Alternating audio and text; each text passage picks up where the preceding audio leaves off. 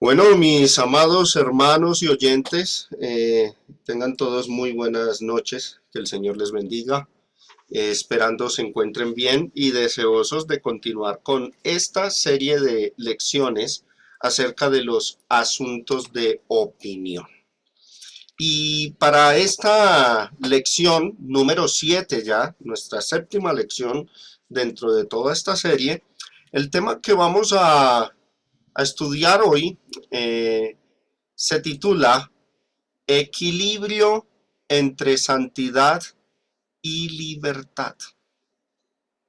Equilibrio entre santidad y libertad. Y este tema es de suma importancia, mis amados hermanos, para poder abordar con madurez y aprender a conducirnos en medio de los asuntos de opinión.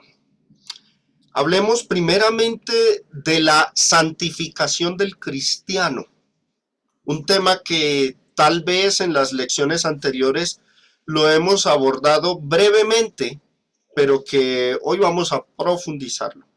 La santificación del cristiano. Primero vamos a definir lo que significa el término santo, santidad, santificación. Bueno, vamos al diccionario a ver cómo la define. El diccionario, el nuevo diccionario de la Biblia de Alfonso Lockwood define así el término santificación, santo o santidad. Dice, el término hebreo kadosh, equivalente a santo, señala a la perfección de Dios, a su majestad, a su justicia y oposición a todo pecado. Es una característica aplicable a todo lo que se pueda decir que Dios es o hace. La referencia es a la naturaleza intrínseca de Dios y después a su carácter. De su naturaleza perfecta, majestuosa, apartada de todo mal, surge el carácter ético de su santidad. Entonces, noten que en primera instancia la palabra santo se refiere a la naturaleza divina, es decir, él está totalmente apartado, lejos, y podríamos utilizar un término algo teológico y católico, inmaculado de toda maldad y pecado. Sigamos leyendo lo que dice el diccionario sobre esta palabra. Dice, cuando el término se aplica a los seres humanos o a objetos, el sentido es diferente. No se trata de una santidad propia, sino derivada precisamente de Dios. La palabra kadosh viene de una raíz que significa cortar, apartar. Entonces, en el caso de los seres humanos o los objetos, la santidad quiere decir que la persona o la cosa ha sido separada para Dios. Esa es la idea de la palabra santificar. Esto es separar una cosa para el uso divino. Quiero aclarar que en el Nuevo Testamento el término hagios o hagiasmos, que corresponde a santidad, santo, santificación, es igual, es el equivalente al hebreo kadosh, así que tenemos el mismo significado en ambos idiomas. Pero en resumen, y resaltamos en rojo para que tengamos presente en nuestras mentes, mis hermanos, lo que esencialmente significa santificar. Esa palabra viene de una raíz que significa cortar o apartar. Y en definición es separado, separar una cosa para el uso divino. Eso es lo que significa entonces la santificación o santificarse. Ahora, comprendiendo mis hermanos y oyentes esta terminología y hablando específicamente de la santificación del cristiano, podemos ver a la luz de la palabra de Dios que la santificación del cristiano tiene dos aspectos. Hay dos aspectos de la santificación nuestra. y la voy a expresar en términos, digamos, más bien teológicos, porque son términos que no están en tantas y cuantas palabras en la Biblia, pero son conceptos que se amoldan a las escrituras. Entonces, en primera instancia, la santificación del cristiano, su primer aspecto es la santificación posicional. Y en segunda instancia, hablaremos de la santificación interna o progresiva. Nótenlo. La santificación posicional, ese es el primer aspecto de nuestra santificación. Y el segundo aspecto es la santificación interna o progresiva, ¿sí? Hablemos de esta primeramente, la santificación posicional. Se refiere, mis hermanos, al hecho de que la persona, cuando es redimida por Dios porque oyó el Evangelio y lo obedeció, esa persona pasa a ocupar una posición espiritual para con Dios y también para con el mundo pecaminoso. La persona es apartada de esa esfera de pecado, es apartada de las tinieblas, de la condenación, para entrar en la esfera de Dios. En ese sentido, cuando una persona se convierte, podemos decir que ha sido santificada, es decir, apartada y dedicada, pero ¿en qué sentido? Posicionalmente. Quiero hacer una ilustración. Miren sus pantallas, amados hermanos y oyentes, para que ilustremos y expliquemos mejor este asunto. Tenemos nosotros que existe el mundo del pecado y de las tinieblas, una forma, digamos, de dimensión o esfera en la que todo ser humano está envuelto, el pecado, las tinieblas. Y antes de haber obedecido el Evangelio, ahí estábamos nosotros. Estábamos ahí, en esa esfera de pecado, tinieblas, en esa dimensión, en esa potestad, en ese mundo. Pecado, tinieblas, ahí estábamos nosotros. Bueno, y por otro lado está el reino de Cristo, su esfera espiritual. No pensemos tanto en el término iglesia aquí, pensemos más bien en la esfera espiritual en donde Cristo reina y donde han de estar todos los salvos. Entonces, ¿qué sucede?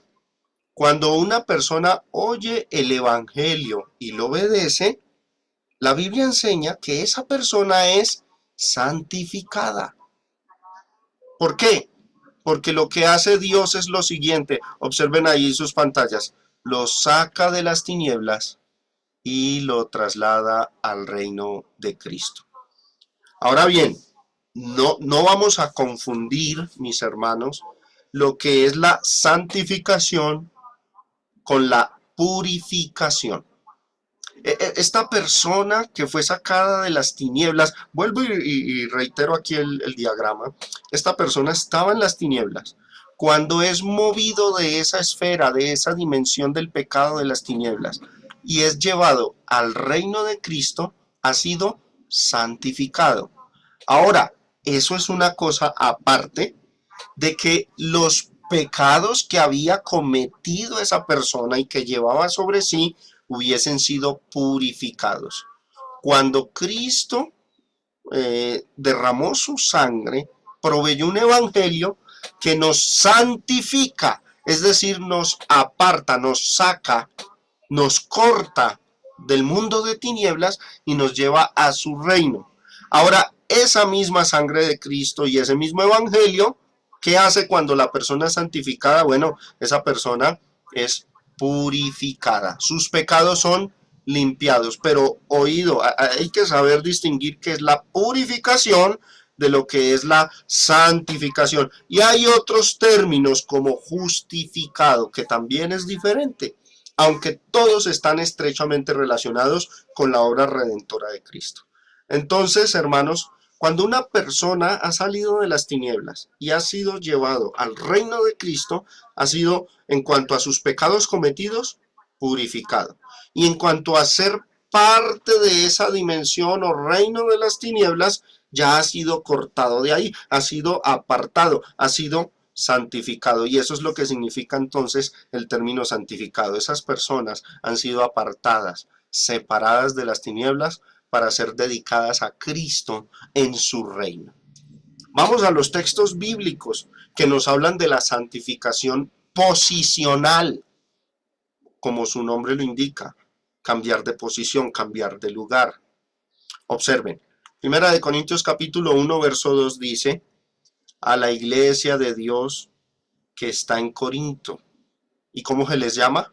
A los santificados en Cristo Jesús, llamados a ser santos, con todos los que en cualquier lugar invocan el nombre de nuestro Señor Jesucristo, Señor de ellos y nuestro. Cuando dice a los santificados en Cristo Jesús, significa que esas personas de Corinto antes estaban en las tinieblas, pero fueron apartados de allí y trasladados al reino de Cristo. En ese sentido se utiliza el término santificados ¿en quién? En Cristo Jesús. Otro pasaje, Efesios capítulo 2 del 5 al 6. Bueno, este pasaje no utiliza el término santificado, pero nos transmite la misma idea. Mire lo que dice. Aún estando nosotros muertos en pecados, nos dio vida. Y recuerden que tener vida es estar unidos, contrario a lo que es estar muerto, que es estar separados. Muerte, separación, vida es unión. Nos dio vida juntamente con Cristo, por gracia sois salvos. Y miren lo que dice aquí, verso 6. Y juntamente con Él nos resucitó y asimismo nos hizo sentar, ¿en dónde? En los lugares celestiales con Cristo Jesús. Ya no pertenecemos a lugares o a la esfera terrenal y del pecado, de las tinieblas, sino que ahora estamos nosotros sentados en lugares celestiales. Esta idea de haber sido sacados de las tinieblas y ahora estar en otro lugar, en otra posición para con Dios, es la santificación posicional. En Hebreos capítulo 10, verso 10, leemos este pasaje que dice, en esa voluntad somos santificados, o sea, separados, dedicados a Dios. Somos santificados mediante ¿qué cosa? Mediante la ofrenda del cuerpo de Jesucristo hecha una vez para siempre. Algunos interpretan que esta santificación de Hebreos 10:10 se refiere a una santificación que consiste en obedecer todas las cláusulas del nuevo pacto, porque el contexto viene hablando del nuevo pacto y dice, en esa voluntad, o sea, en ese nuevo pacto, el verso anterior hablaba de quitar lo primero para establecer lo último, de quitar, abolir el Antiguo Testamento para establecer el nuevo y dice, en esa voluntad somos santificados. Es decir, ¿cómo interpretan algunos? Obedeciendo todas las cláusulas y mandamientos del nuevo pacto es que somos santificados. Pero esto se debe a que la Reina Valera nos transmite un poco mal la idea de la traducción exacta del texto. Les invito a leer la Nueva Traducción Viviente y miren cómo dice, pues la voluntad de Dios fue que el sacrificio del cuerpo de Jesucristo nos hiciera santos una vez para siempre. Noten que la santificación de este pasaje es la que se logra por el cuerpo de Jesucristo, el sacrificio de su cuerpo. Vamos a leerlo en la Valera. En esa voluntad somos santificados mediante la ofrenda del cuerpo de Jesucristo. O sea, toda persona que ha creído en el Evangelio. Y el mensaje del Evangelio es que Cristo entregó su cuerpo como una ofrenda a Dios para librarnos de nuestros pecados. Esas personas han sido santificadas, es decir, apartadas de las tinieblas. Y esa es la idea real que debe transmitir el texto si se tradujese con mejor exactitud. Dice, pues la voluntad de Dios fue que el sacrificio del cuerpo de Jesucristo nos hiciera santos una vez para siempre. Observen aquí este pasaje, Primera de Corintios 6, del 10 al 11, dice, Ni los ladrones, ni los avaros, ni los borrachos, ni los maldicientes, ni los estafadores heredarán el reino de Dios. Ahora observen el verso 11. Y esto erais algunos, mas ya habéis sido lavados, ya habéis sido santificados, ya habéis sido justificados en el nombre del Señor Jesús y por el Espíritu de nuestro Dios. Volvamos al diagrama para que lo entendamos bien, mis hermanos. Antes de obedecer el Evangelio, estábamos nosotros en el pecado, en la esfera de las tinieblas, en una dimensión espiritual totalmente alejados de Dios, por cuanto todos pecaron y están destituidos de la gloria de Dios. Ahora, una persona que se convierte, Dios la separa del pecado y la guarda en su reino. Noten ahí, miren el diagrama, Dios la saca de esa esfera.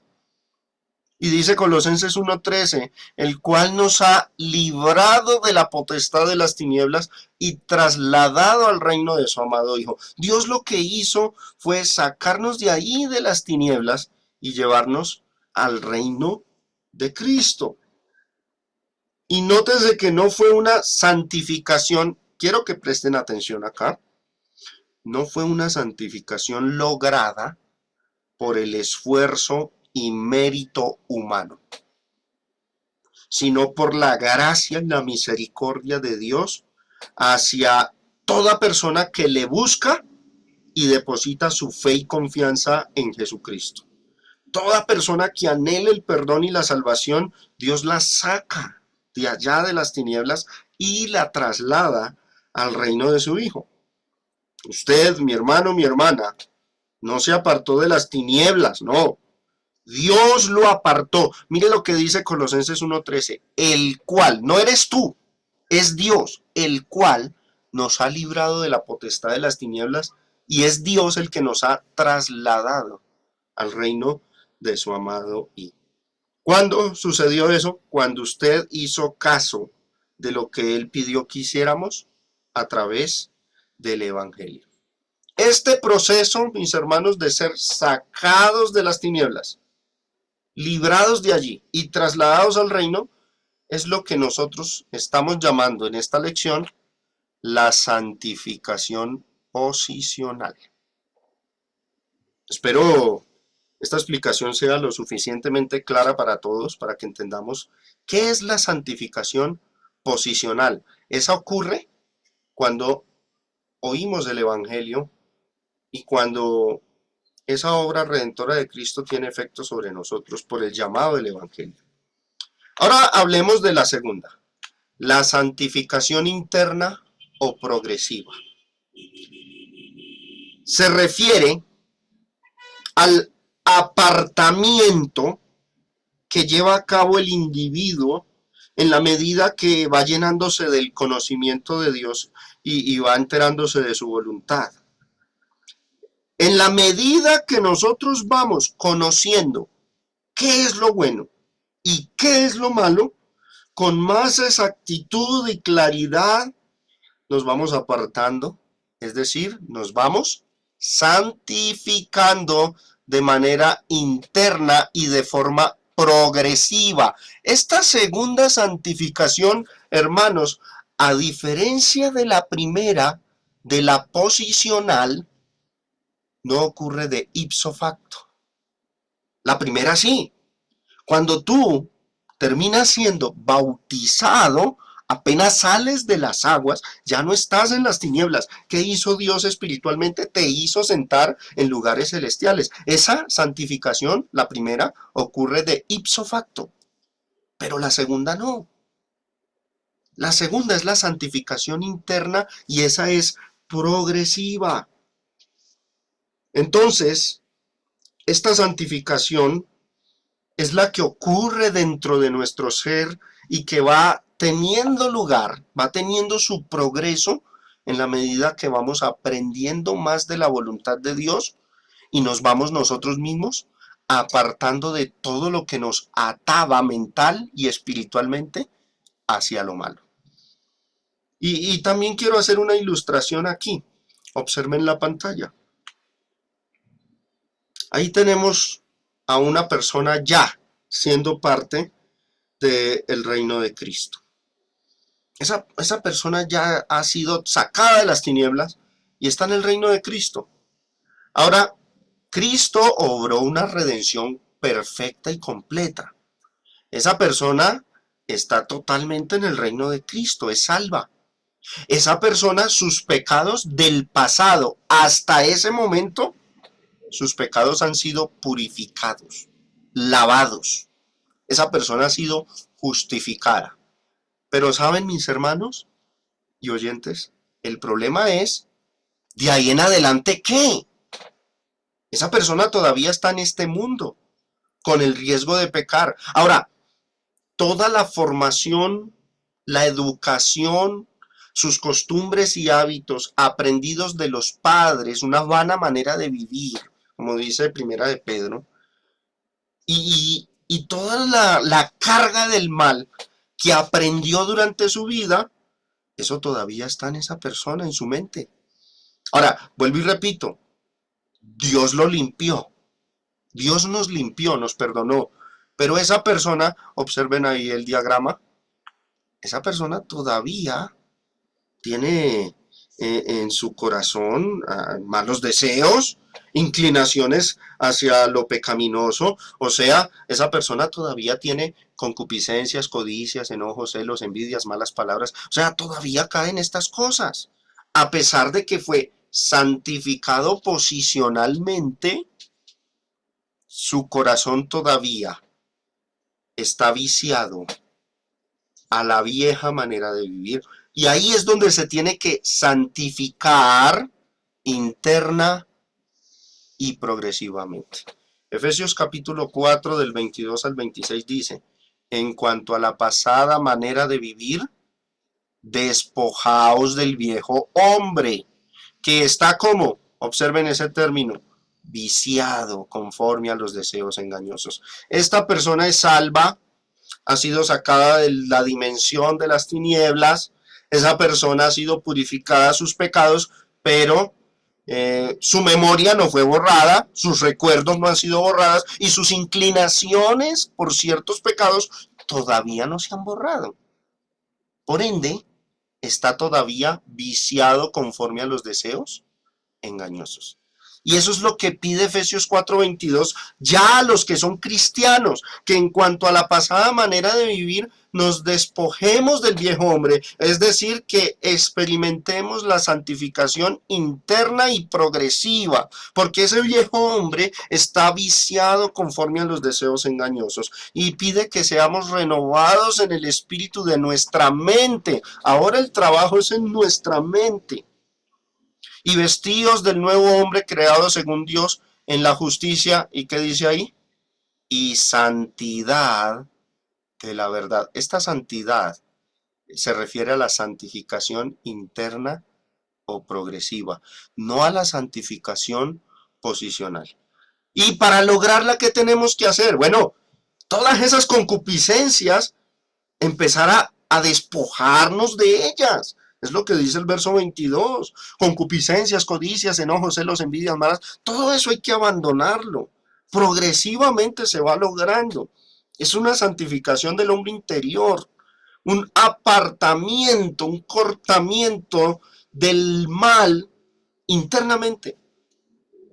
Por eso el verso 25 dice, por lo cual, desechando la mentira, hablad verdad cada uno con su prójimo, porque somos miembros los unos de los otros. Airaos, ¿pero qué? En el pasado pecábamos cuando nos airábamos, ahora que somos cristianos, no pecamos, no se ponga el sol sobre vuestro enojo. Y vienen más recomendaciones, mis hermanos. Esa santidad del verso 24 se refiere a la santificación interna o progresiva, no a la santificación posicional. Esto es importante que lo entendamos.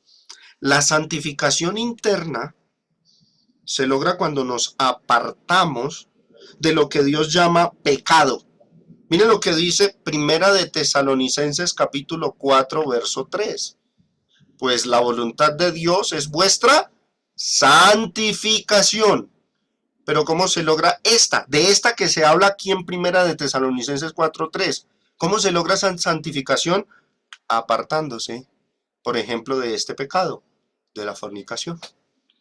Noten ustedes que mientras en algunos textos a los cristianos se les llama santos o santificados porque fueron lavados, porque se convirtieron, ahí se refiere a la santificación posicional. Pero cuando otros textos hablan a los cristianos y se les pide a ellos que se sigan santificando, se refiere a la santificación interna o progresiva. Como dice aquí Primera de Tesalonicenses 4:3. ¿Y por qué necesitamos ser santificados interna y progresivamente? Como les dije ahorita, nuestros pecados fueron lavados, Dios nos trasladó a su reino, pero todo lo que hemos aprendido en la vida, todos los vicios, mañas y concupiscencias todavía están ahí en el corazón y eso se tiene que erradicar del corazón. Tenemos que santificarnos internamente. Ahora, de eso habló el apóstol Pablo aquí, en Romanos capítulo 6, verso 19. Miren lo que dice. Hablo como humano. ¿Por qué? Por vuestra humana debilidad. A esto es a lo que me estoy refiriendo. Tenemos todavía debilidades por vuestra humana debilidad. Que así como para iniquidad presentasteis vuestros miembros para servir a la inmundicia y a la iniquidad, así ahora, ¿para qué? Para santificación, presentad vuestros miembros para servir a la justicia. Debido a la debilidad humana, tenemos que santificarnos en lo interior, internamente. ¿Cómo? No presentando más nuestros miembros para pecar, sino presentando nuestros miembros para servir a Dios. Ahora, en esta santificación interna o progresiva, oído a lo que voy a decir, mis amados hermanos, nadie puede asegurar que es absolutamente santo. Oído, porque es que de aquí se han desprendido errores de enseñanza y de doctrina. Y algunos lo han predicado mal. Porque cuando leen textos que dicen que hemos sido santificados, no saben diferenciar la santificación posicional de la santificación interna. Y entonces concluyen que ya no pecamos, que somos absolutamente perfectos. Y no es cierto. Hemos sido santificados posicionalmente, pero la santificación interna no es de ipso facto, es progresiva. Entonces, nadie puede decir que es absolutamente santo en ese segundo sentido. No la tenemos ni de recién convertidos. Usted es absolutamente santo en lo interno, ni la logras al año de ser cristiano. Nadie es santo internamente en un sentido absoluto. Nuestra santificación interna, mis amados hermanos y oyentes, es un proceso de toda la vida. Es progresiva. Y como solitos nosotros no podemos, ¿por qué no podemos? Ahí lo dice Romanos 6:19, por vuestra humana debilidad. Como solitos no podemos. ¿Qué hace Dios? Dios en su amor y misericordia nos echa una mano para alcanzarla. Nos brinda su ayuda. Por ejemplo, en el proceso, Dios sabe muy seguramente que íbamos a tropezar. Que después de habernos santificado posicionalmente, Él sabe que íbamos a tropezar, que íbamos a pecar. ¿Y qué hizo Dios? Dios proveyó un plan o un método para seguir en su reino, para seguir santificados posicionalmente. ¿Y qué fue lo que Él proveyó? Observen, Primera de Juan capítulo 1 del 8 al 9. Si decimos que no tenemos pecado, nos engañamos a nosotros mismos y la verdad no está en nosotros. Si confesamos nuestros pecados, Él es fiel y justo para perdonar nuestros pecados y limpiarnos de toda maldad. O sea, Dios ha provisto un medio de redención, de misericordia, de gracia, para que en la medida que estamos en ese proceso de santificación interna y tropecemos, Él en su amor y su misericordia nos dice que si confesamos nuestros pecados, Él nos va a perdonar y nos va a limpiar para conservarnos en el lugar, en la posición, en la santificación posicional, para no perder esa salvación. Ese es el Dios de las Sagradas Escrituras que ha obrado con misericordia y amor para con nosotros. Ahora, la parte más difícil de la santificación interna no es el apartarse de las acciones pecaminosas, sino el apartarse de los malos deseos, pensamientos, concupiscencias. Y la Biblia habla de santificarnos en esta segunda clase de santificación o aspecto, tanto de la carne como del espíritu. Observen, 2 Corintios 7:1 dice, así que, amados, puesto que tenemos tales promesas, limpiémonos de toda contaminación de carne y de espíritu. ¿Cómo? Perfeccionando la santidad en el temor de Dios. Esa santidad hay que irla perfeccionando. ¿Y de qué nos santificamos? Bueno, de carne y de espíritu. O sea, de nuestras acciones, de lo que hagamos con nuestros cuerpos y también de lo que tengamos en nuestra mente y corazón. De todos los malos pensamientos hay que irnos despojando poco a poco, progresivamente, y eso lo hará el Señor también en nosotros. Y si llegamos a tropezar, pues Dios proveyó un medio de gracia, que es orar, confesar nuestros pecados, y Él es fiel y justo para perdonarnos y conservar nuestra salvación en esa santificación posicional. Ahora bien, ya vamos a entrar, porque entendiendo esto, mis hermanos, algunos se preguntarán, ¿y esto qué tiene que ver con los asuntos de opinión? Tiene mucho que ver, tiene mucho que ver. ¿Saben por qué? Porque la santificación debe ser según Cristo y su palabra. O sea, de todo aquello que tú te tienes que santificar. O es decir, como vimos en su definición del término, de lo que te tienes que apartar, cortar, separar, es de lo que diga Cristo en su palabra. En Colosenses capítulo 2, verso 8 se hace la siguiente advertencia. Mirad que nadie os engañe por medio de filosofías y huecas sutilezas, según las tradiciones de los hombres, conforme a los rudimentos del mundo, y no según Cristo. Muchas personas se están santificando, pero pregúntense, ¿de qué? Porque muchos se están apartando, pero según las tradiciones de los hombres. Y ahí es donde entra en escena el tema de los asuntos de opinión. Cuando las opiniones se imponen como dogmas, las personas se terminan santificando, sí, pero ¿de qué? De las cosas que son tradiciones de hombres y no se están santificando según Cristo. Apartarse, santificarse de cosas que no dice Cristo en su palabra, mis hermanos, eso es en vano. Eso es un trabajo en vano. Comprendiendo mejor lo que es la santificación, quedamos capacitados para abordar lo concerniente a los asuntos de opinión, que es el tema que nosotros estamos discutiendo. ¿Cómo podemos saber si nuestra santificación va acorde, en armonía con lo que verdaderamente Dios está pidiendo que hagamos para alcanzarla, para perfeccionarla, para lograrla?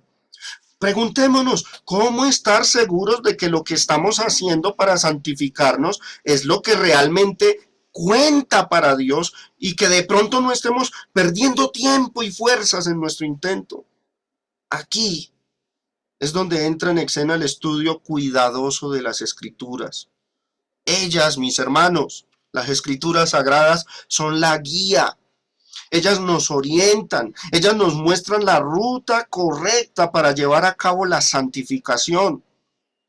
De manera que el que no estudia o que estudia de manera superficial, depositando su mayor confianza en los hombres, esa persona va a estar destinada a guardar cosas que Dios no mandó, creyendo que eso lo está santificando más. Y nuestro Señor Jesucristo nos enseñó que son las Escrituras y nada más que las Escrituras, la palabra de Dios, lo que verdaderamente nos puede santificar internamente para con el Padre. El salmista decía en el Salmo 119, verso 9, ¿con qué limpiará el joven su camino? Y miren lo que dice, con guardar tu palabra. Así es como nos santificamos. Así es como nos limpiamos. Y Jesús lo dijo en el Nuevo Testamento. En Juan 17, 17 dijo, santifícalos en tu verdad. ¿Y qué dice? Tu palabra es verdad. ¿Cómo somos santificados nosotros, los que vivimos bajo el reino de Cristo? El Señor nos santifica en su verdad. ¿Y qué es la verdad? La palabra de Dios. Si Dios nos santifica, mis hermanos, y vuelvo y repito lo que significa eso, nos aparta, nos separa para sí, lo hace a través de su palabra. Todo lo que hagamos por agradarle y no sea parte de su palabra, que no sea aquello que Él demanda del hombre para ser santificado, será un esfuerzo en vano y tiempo perdido. Por lo tanto, abstenerse o no abstenerse, dejar o de hacer o no hacer o hacer, practicar o no practicar algo que sea meramente asunto de opinión, hermanos, eso no va a sumar nada. Eso no va a ayudar en nada para nuestra santificación interna. Los asuntos de opinión son cosas que están por fuera de lo que es la voluntad de Dios para bien o para mal. Son cosas que están por fuera de lo que se pueda calificar como bueno o malo.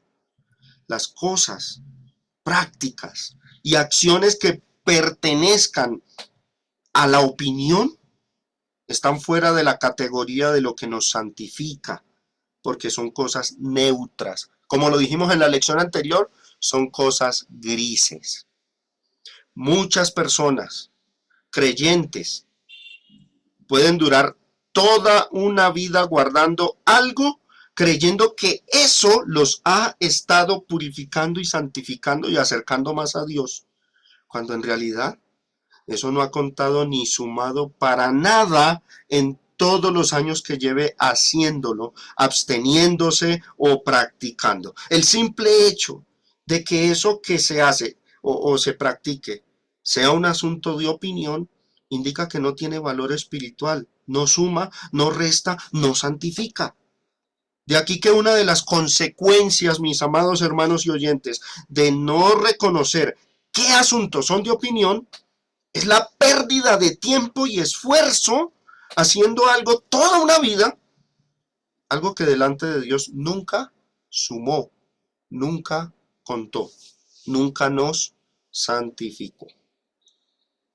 Pablo hablaba de esta cuestión. Muchos creían que abstenerse de ciertas comidas los iba a hacer más santos. Y miren lo que les dijo Pablo en 1 Corintios 8:8. Si bien la vianda no nos hace más aceptos ante Dios, pues ni porque comamos seremos más, ni porque no comamos seremos menos. Y entonces nos preguntamos, estas personas a las que habló el apóstol Pablo, que llevaban años, toda una vida absteniéndose de esas comidas, ¿qué fue eso? Fue un esfuerzo en vano.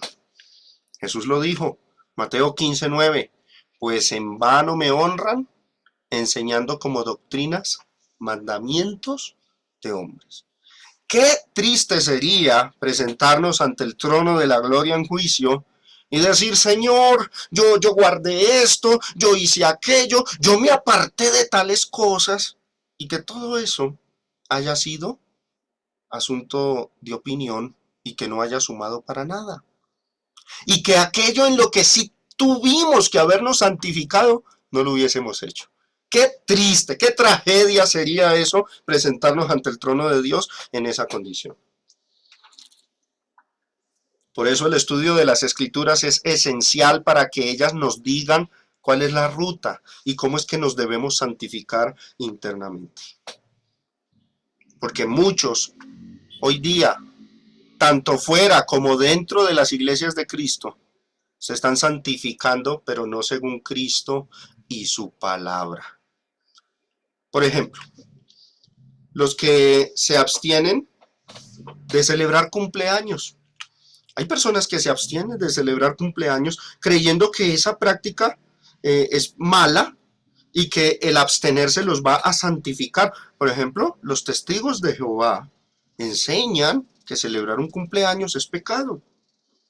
Toda su abstinencia, toda su lucha, todas esas discusiones que ellos hayan tenido con familiares, amigos, compañeros de trabajo, que constantemente los invitaban a cumpleaños y esa persona rechazó incluso su deseo de querer participar, soplar unas velas y cantar un Happy Birthday.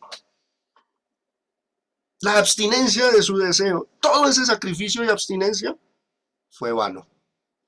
La Biblia no dice por ninguna parte que celebrar un cumpleaños sea pecado. Entonces estas personas se están santificando en vano. Otro ejemplo, esas personas que en Semana Santa, bueno, recién pasamos por la Semana Santa, ¿no? Que suben esas escaleras altas, hacen esas procesiones de rodillas, algunos hasta golpeándose con ramas en la espalda o con látigos. Piensan que esas acciones le van a sumar puntos para con Dios. Todas las raspaduras que se hagan, todos los años que ejecuten esa práctica, de nada les va a servir. No les ha sumado puntos para con Dios, no los ha santificado, porque sencillamente la palabra de Dios no lo enseña. Otro ejemplo, aquellas mujeres de diversos grupos y aún en las iglesias del Señor que no se maquillan, no se tinturan el pelo, no se lo cortan, porque dicen, creen, piensan que eso está mal. Y piensan que absteniéndose de todas esas cosas van a ser más santas, más aceptas ante Dios, se van a santificar más. Bueno, todo el tiempo que inviertan en eso, toda esa lucha interna que tengan ellas, por hacer morir tal vez el deseo de maquillarse, así sea una pestaña. Toda su lucha interna por hacer morir tal vez el deseo, la lucha contra quienes la critiquen por llevar una vida austera, de abstinencia en estas cosas, todo ese esfuerzo de años invertidos son vanos, porque por ningún lado la palabra de Dios dice que el maquillaje sea pecaminoso y que abstenerse de esas cosas santifiquen más a las personas. Quiero recordarles cómo es que nos debemos santificar. Jesús lo dijo, Juan 17:17. Santifícalos en tu verdad. Tu palabra es verdad. Ahora bien, tengamos cuidado. Amados hermanos y oyentes, tengamos cuidado.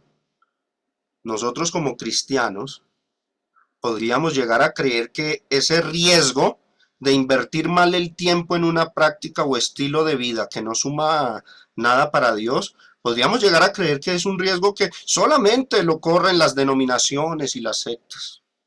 Sin embargo, no estamos exentos de caer en los mismos errores que ellos, si no es que ya estamos tal vez, algunos, en algunos de esos errores y no nos hemos dado cuenta. El cristianismo actual está cayendo lastimosamente en un ritualismo extremo y las opiniones y escrúpulos de muchos se están enseñando como si fueran dogmas divinos. Y la falta de interés de los cristianos por estudiar seria y disciplinadamente las escrituras están conduciendo a muchos a adoptar prácticas que ellos creen que los están santificando y les suman puntos para con Dios. Nuevamente, Jesús dijo, ahí está en pantalla, santifícalos en tu verdad. Tu palabra es verdad. Ya para culminar, mis amados hermanos y oyentes, quiero que con esta lección no caigamos en un extremo. Y por eso El título de esta lección fue Equilibrio entre santidad y libertad. Y la advertencia que quiero hacer terminada esta lección es esta: no convirtamos nuestra libertad en libertinaje. Porque es que yo sé que tal vez algunos me escuchan estas lecciones y no van a faltar aquellos que este tipo de enseñanza les llega como anillo al dedo. Y ustedes saben a qué me refiero con lo que digo. O sea, existen muchos a los que les cuesta llevar una vida en santidad interna. Existen muchos a los que les cuesta aceptar que tienen que cambiar muchas cosas de sus vidas, que deben de procurar llevar una vida santa, conforme al propósito de Dios, revelado en las Escrituras, por supuesto. Existen personas que sus costumbres, sus pensamientos, sus deseos son pecaminosos. Y esos deseos internos que van en contra de la santidad interna los conlleva a oponerse a la enseñanza de tener que abandonar muchas cosas mundanas y pecaminosas para poder santificarse y estar en comunión con Dios. Estos, cuando escuchan esta clase de mensaje que acabo de dar, por su deseo que tienen de practicar algo que sí es pecado, toman la enseñanza y la distorsionan.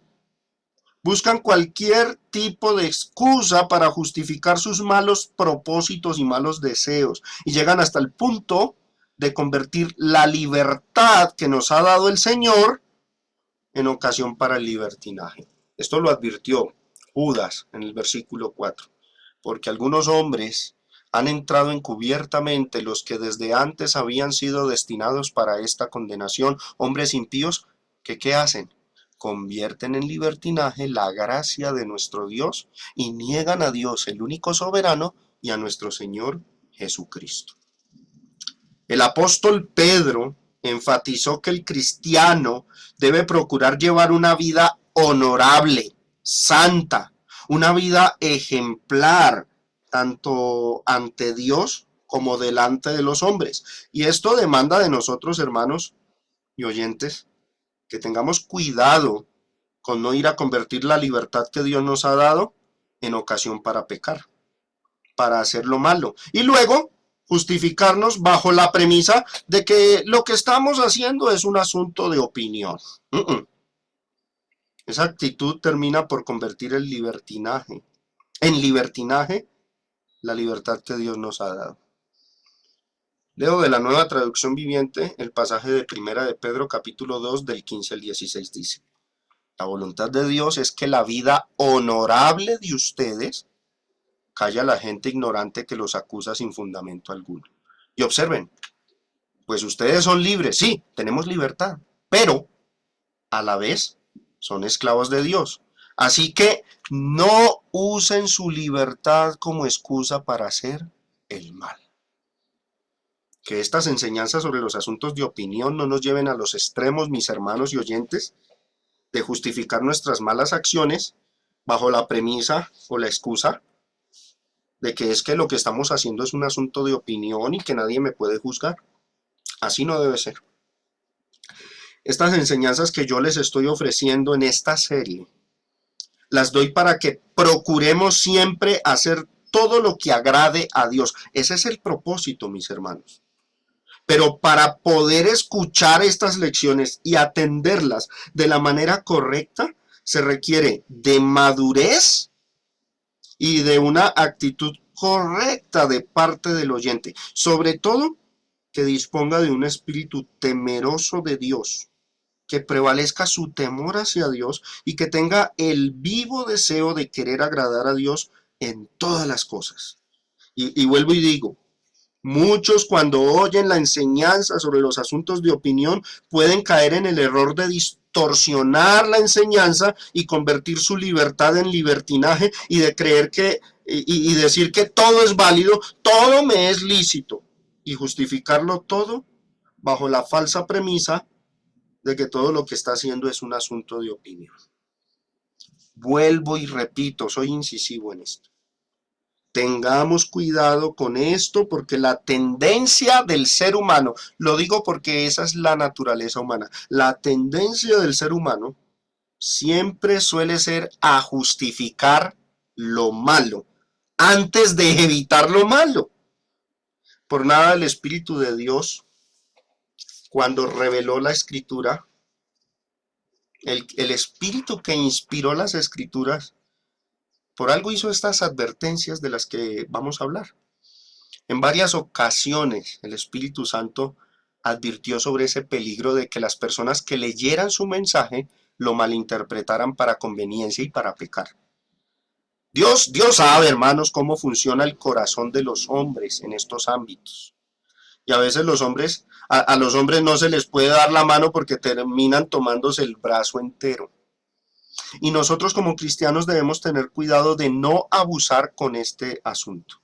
Por ejemplo, cuando el Espíritu de Dios reveló al apóstol Juan, que ahorita lo leímos, que si uno peca, tiene a Cristo como abogado, y que Él es fiel y justo para perdonarnos, el Espíritu de Dios sabía de antemano que muchos iban a leer esa porción y que iban a tomar esa enseñanza y la iban a distorsionar hasta el punto de ver la justificación para poder pecar cuantas veces quisieran. De hecho, el lema de muchos hoy día es: el que peca y reza empata, y lo sacaron fue de ahí, de Primera de Juan.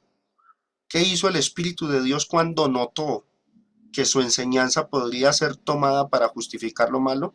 Él de inmediato aclaró que lo que enseñaba no era para aprobar el pecado, sino para que no se pecara. Primera de Juan 1 del 9 al 10. Si confesamos nuestros pecados, Él es fiel y justo para perdonar nuestros pecados y limpiarnos de toda maldad. Si decimos que no hemos pecado, le hacemos a Él mentiroso y su palabra no está en nosotros. Ahora, alguno leyendo esto dice: puedo pecar, y si confieso mis pecados, Él me perdona, porque Él es fiel y justo.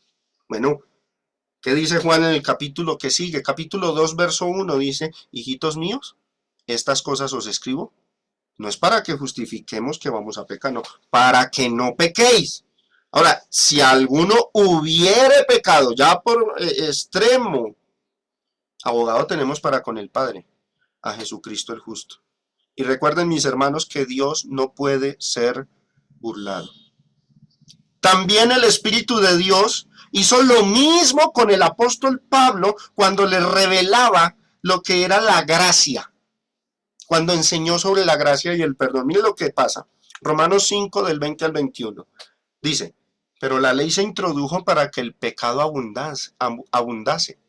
Mas cuando el pecado abundó, sobreabundó la gracia, para que así como el pecado reinó por la muerte, para muerte, así también la gracia reine por la justicia para vida eterna mediante Jesucristo nuestro Señor. Y alguno, cuando lee esas líneas, podría llegar a concluir: bueno, si cuando abunda el pecado sobreabunda la gracia, pues voy a pecar para que abunde en mí más la gracia de Dios.